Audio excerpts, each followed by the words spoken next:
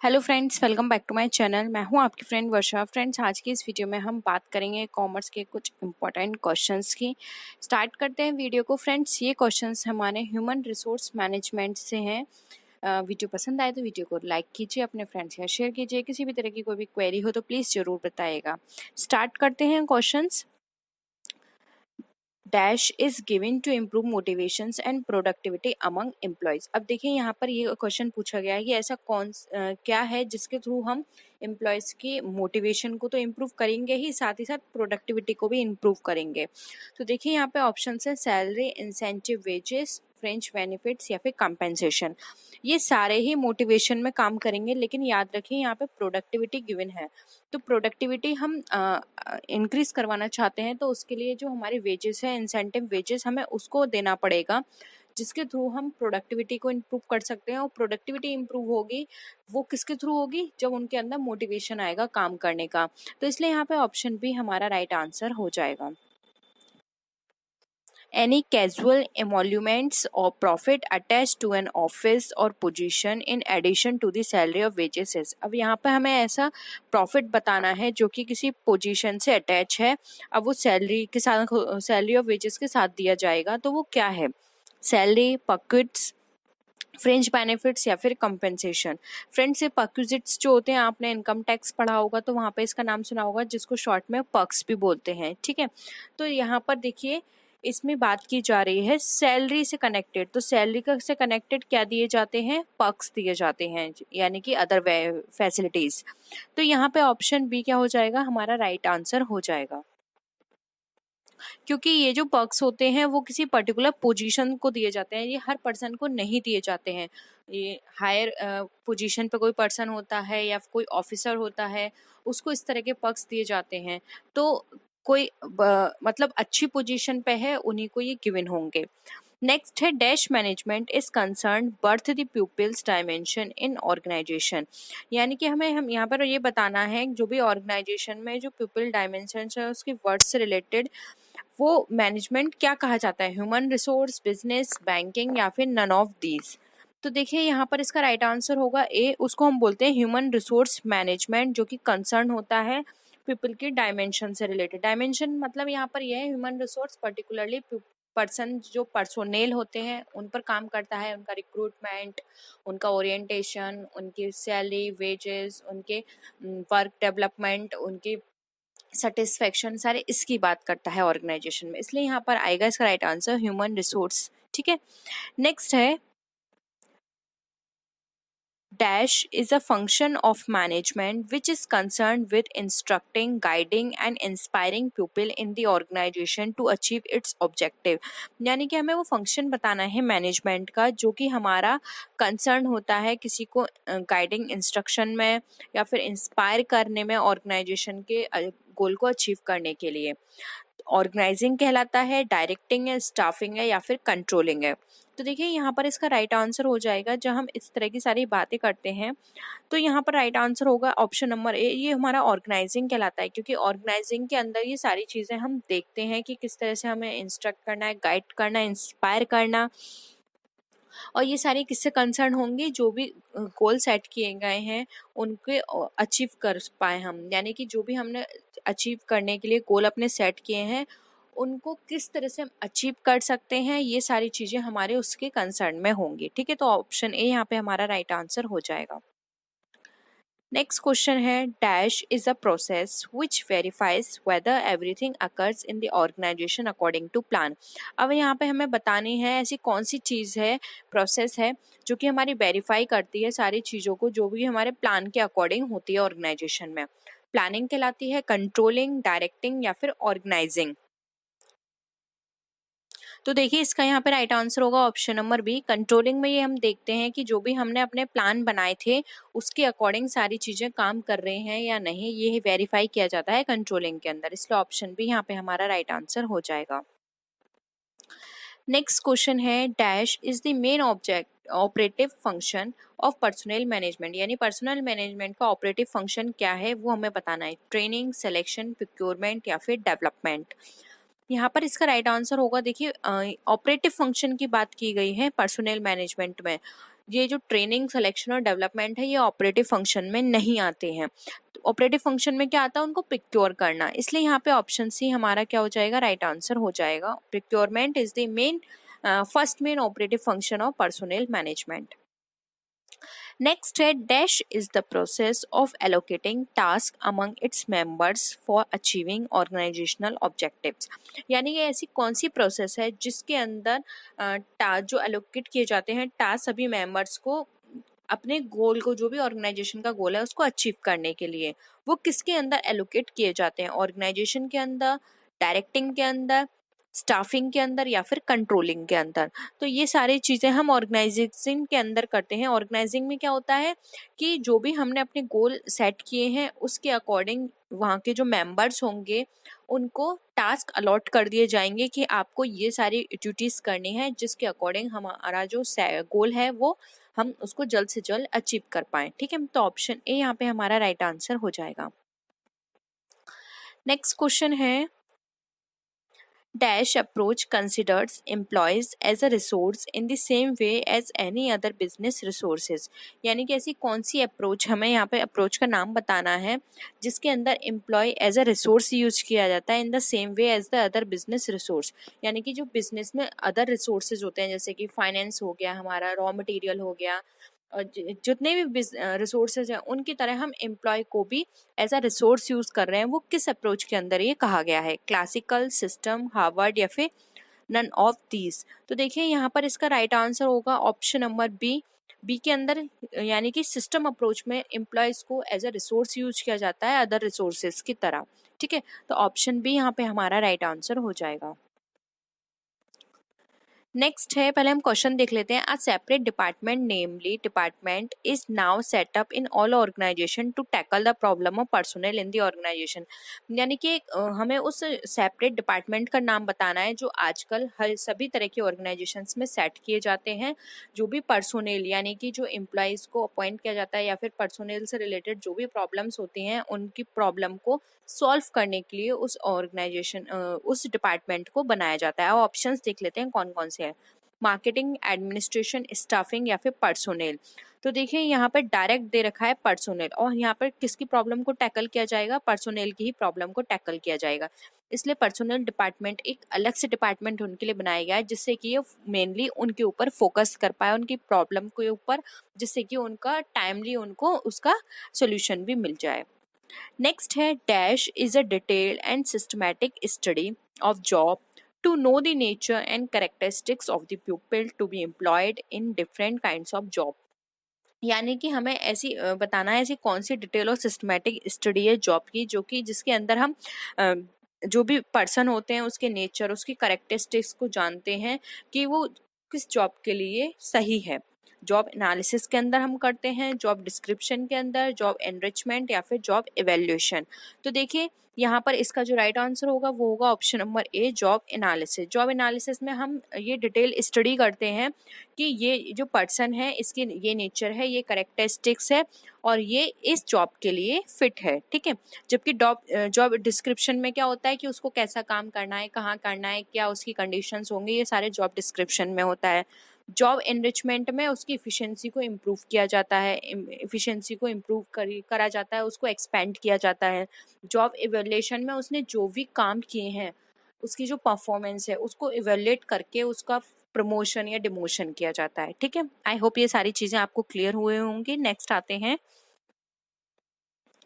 The result of the job analysis are written in a statement known as. यानी कि जो भी job analysis का जो रिजल्ट निकल कर आया है उसको किस स्टेटमेंट में लिखते हैं, job evaluation, job description, job specification या फिर none of these.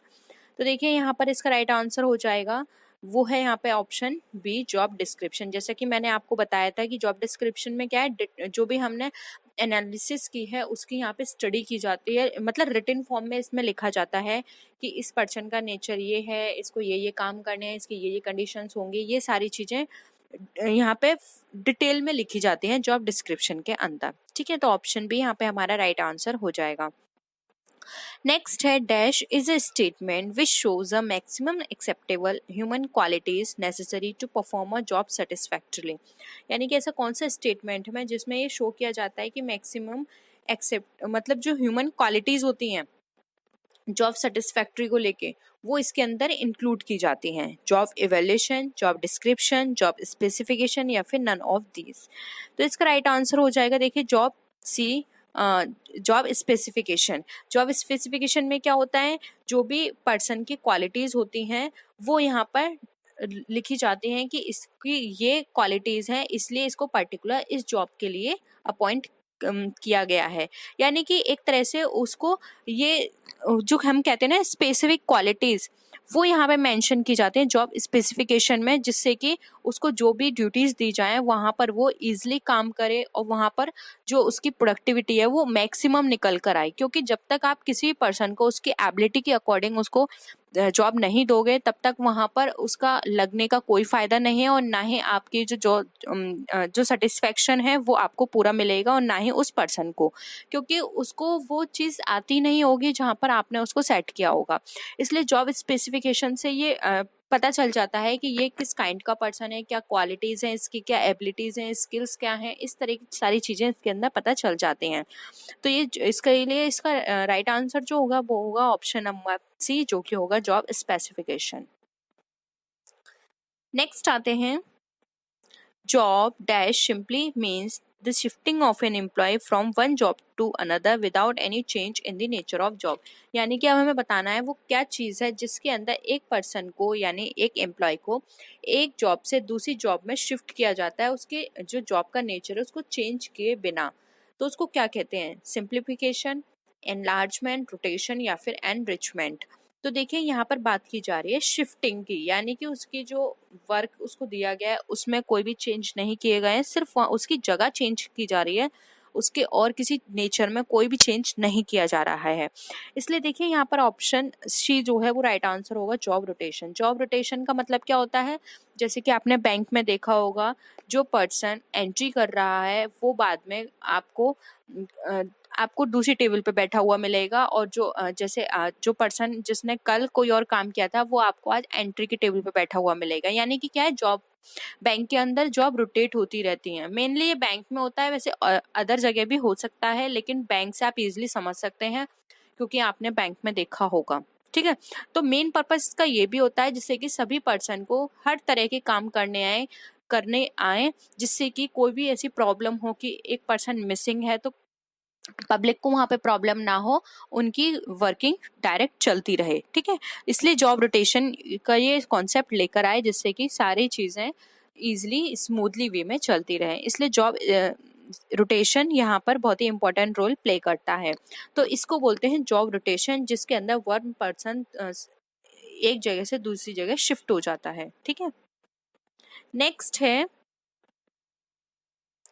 job dash is a systematic and orderly process of measuring the worth of a job in relation to other job।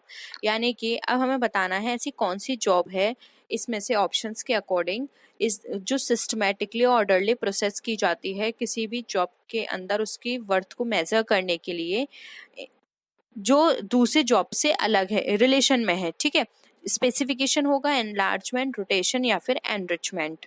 तो देखिए यहाँ पर बात की जा रही है कि रिलेशन टू अदर जॉब से रिलेशन में मेजर की जा रही है, यानी कि यहाँ पर क्या हो रहा है, उसको एनलार्ज किया जा रहा है। ठीक है, एनलार्ज का मतलब यहाँ पर यह है कि उसकी जो ड्यूटीज हैं उसको यहाँ पर क्या किया जा रहा है, उसको अथॉरिटी और दी जा रही है। तो यहाँ पर ऑप्शन डी राइट आंसर हो जाएगा एनरिचमेंट। एंड जॉब एनरिचमेंट एक सिस्टमेटिक और ऑर्डरली प्रोसेस होता है मेजर करने का जॉब को in relation to other job. ठीक है, अदर जॉब के कंपैरिजन में यहाँ पर इसकी वर्थ मेजर की जाती है। इसलिए यहाँ पे ऑप्शन डी जो होगा वो हमारा राइट आंसर हो जाएगा। नेक्स्ट है, dash is a process of searching for prospective employees and stimulating them to apply for more job in the organisation. यानी कि हमें एक ऐसी प्रोसेस बतानी है जो कि हमारे हेल्प करती है सर्चिंग में प्रोस्पेक्टिव एम्प्लॉयज को और उसको स्टिमुलेट करती है मोर जॉब में अप्लाई करने के लिए। इंडक्शन है, सेलेक्टिंग है, प्लेसमेंट है या फिर रिक्रूटमेंट है। तो देखिए यहाँ पर इसका जो राइट आंसर होगा वो होगा ऑप्शन नंबर डी, जो कि है रिक्रूटमेंट। रिक्रूटमेंट आपने देखा होगा कि कहीं भी रिक्रूटमेंट निकलता है तो उसमें क्या होता है, रिक्रूटमेंट का मतलब यहाँ पर ये हो गया कि वो सर्च कर रहे हैं कि हमारे यहाँ जो सीट वेकेंट है उसके लिए कौन सा प्रोस्पेक्टिव एम्प्लॉय है वो यहाँ पे सर्च किया जाता है रिक्रूटमेंट के अंदर, और उसको स्टिमुलेट किया जाता है कि वो इस तरह की जॉब में अप्लाई करे। ठीक है, तो रिक्रूटमेंट के अंदर वेरियस जॉब्स होती हैं, वहां पर उनके जॉब के अकॉर्डिंग वहां पे पर्सन को प्रोस्पेक्टिव एम्प्लॉय जो होता है उसको सर्च किया जाता है। तो ऑप्शन डी यहाँ पे हमारा राइट आंसर हो जाएगा। नेक्स्ट है इंडक्शन फ्रेंड्स। यहाँ पे एक तरह से ओरिएंटेशन होता है। सेलेक्टिंग का मतलब होता है कि जो भी पर्सन रिक्रूट कर चुके हैं उनको यहाँ पर बेस्ट एम्प्लॉय निकालना है, यानी कि उसको यहाँ पर एक तरह से क्या होता है मिनिमाइज करना, लोगों को कट करते जाना। जैसे कि आप देखते हैं कि कट कैसे होंगे, पहले उनका फर्स्ट पेपर होता है रिटन पेपर, फिर सेकंड मेन पेपर होता है, फर्स्ट से मेन में आधे लोग रह जाते हैं, फिर मेन से जो इंटरव्यू में जाते हैं उसमें कम लोग रह जाते हैं, तो ये सिलेक्शन प्रोसेस होता है। फिर इंटरव्यू के बाद भी जो डॉक्यूमेंट वेरिफिकेशन में जाते हैं फिर कम होते हैं, उसके बाद डायरेक्ट जो फाइनल हमारा निकल के आते हैं एम्प्लॉय, ये सारे सिलेक्शन के प्रोसेस में होता है। प्लेसमेंट में होता है यहाँ पर कि जैसे कि आपने देखा होगा कोई भी पर्सन अपनी क्वालिटी के बेसिस पर इंटरव्यू देके वो डायरेक्ट प्लेस होता है किसी भी जगह पर। ठीक है, तो ये प्लेसमेंट होता है कि यहाँ पर कंपनी आपके पास खुद आती है, और रिक्रूटमेंट में होता है कि आप खुद उस जॉब के लिए फिल करते हो, देन वो सारी प्रोसेसिंग करते हो, उसके बाद आप उसकी जॉब में वर्क करते हो। ठीक है, नेक्स्ट है dash is the process of choosing the most suitable person from all the applicants, यानी कि ऐसी कौन सी प्रोसेस है जिसके अंदर चूज किया जाता है सुइटेबल पर्सन को सभी एप्लीकेंट्स में थे। अभी मैंने फ्रेंड्स ऊपर आपको समझाया था तो आप वहां से इजिली समझ सकते हैं। जैसे कि यहाँ पे है इंडक्शन, सेलेक्टिंग, प्लेसमेंट, रिक्रूटमेंट, वही ऑप्शंस है। तो मैंने आपको अभी सेलेक्टिंग में बताया था कि यहाँ पर क्या होता है सिलेक्टिंग के अंदर कि यहाँ पर पर्सन को जो सुइटेबल पर्सन होता है उसको चूज किया जाता है उन सभी एप्लीकेशंस में से। तो यहाँ पे इसलिए ऑप्शन बी यहाँ पे राइट आंसर हो जाएगा selecting. Selecting is the process of choosing the most suitable person from all the applicants. ठीक है, अब चूज कैसे किया, क्योंकि वो उसने सारी जो भी लेयर्स थी, सारी प्रोसेसिंग थी, उसको उसने क्वालिफाई कर लिया, इसके बाद उसका सिलेक्शन हो गया। ठीक है, तो ऑप्शन बी राइट आंसर हो जाएगा। नेक्स्ट आते हैं dash is related with a decision to place a selected individual in one job than another। अब ऐसी कौन सा यहाँ पे कॉन्सेप्ट है जिसके अंदर ये डिसीजन लिया जाता है कि कौन जो सिलेक्टेड इंडिविजुअल है उसको वन जॉब से अदर में हमें यहाँ पर फिक्स करना है या फिर हमें उसको रिक्रूट करना है। प्लेसमेंट, सिलेक्शन, रिक्रूटमेंट या फिर इंडक्शन। तो देखिए यहाँ पर इसका जो राइट आंसर होगा वो होगा option number A placement. Placement में क्या है, placement is related with a decision to place a selected individual in one job then another, यानी कि पहले वो कहीं और वर्क करता था, वहां से हमें दूसरी जगह उसको प्लेस करना है, ये प्रोसेस हमारी प्लेसमेंट कहलाती है कि हमने उसको यहाँ पे प्लेस कर दिया, अब वो यहाँ पे वर्क करेगा। ठीक है, प्लेस करने का मतलब यहाँ पर आप डायरेक्ट ले सकते हैं, प्लेस दे रखा है यानी कि प्लेसमेंट से रिलेटेड है। ठीक है, नेक्स्ट है dash is defined as downgrading an employee by reducing his salary, decrease his responsibility and authority and status. अब यहाँ पे हमें बताना है ऐसी कौन सी चीज है या कॉन्सेप्ट है जिसके अंदर डाउनग्रेड का मतलब है उसका जो ग्रेड है, जैसे कि ए लेवल एम्प्लॉय था तो अब उसको बी लेवल एम्प्लॉय कर दिया, तो इस तरह से डाउनग्रेड करना उस एम्प्लॉय को बाय रिड्यूसिंग, यानी कि उसकी सैलरी कम करके, उसकी रेस्पॉन्सिबिलिटी कम करके, उसकी अथॉरिटी और उसकी स्टेटस को कम करके। तो यहाँ पर हमें वो देखना है क्या है। ऑप्शंस देख लेते हैं, ट्रांसफर है, प्रमोशन है, डिमोशन है या फिर नन ऑफ दीज है। तो देखिए यहाँ पर साफ दे रखा है कि डाउनग्रेड किया जा रहा है उसको by salary, responsibility, authority and status, इन सभी के थ्रू। तो देखिए यहाँ पर इसका जो राइट आंसर हो जाएगा वो हो जाएगा ऑप्शन सी। ट्रांसफर तो ये होता है एक जगह से दूसरी जगह ट्रांसफर करना है, यहाँ पर उसकी सैलरी, रेस्पॉन्सिबिलिटी, अथॉरिटी कम हो ये नहीं है। ठीक है, ये जरूरी नहीं है। प्रमोशन में क्या होता है, ये सारी चीजें इंक्रीज होती हैं, सैलरी भी उसकी इंक्रीज होती है, रेस्पॉन्सिबिलिटी भी बढ़ती है, अथॉरिटी भी उसको ज्यादा मिलती है, स्टेटस भी बढ़ता है।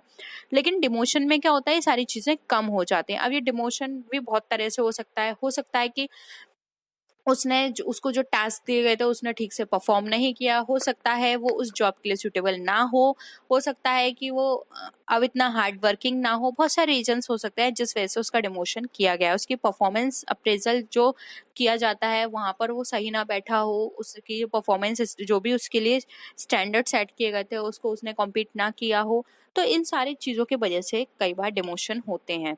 तो इसलिए यहाँ पर ऑप्शन सी इसका राइट आंसर हो जाएगा।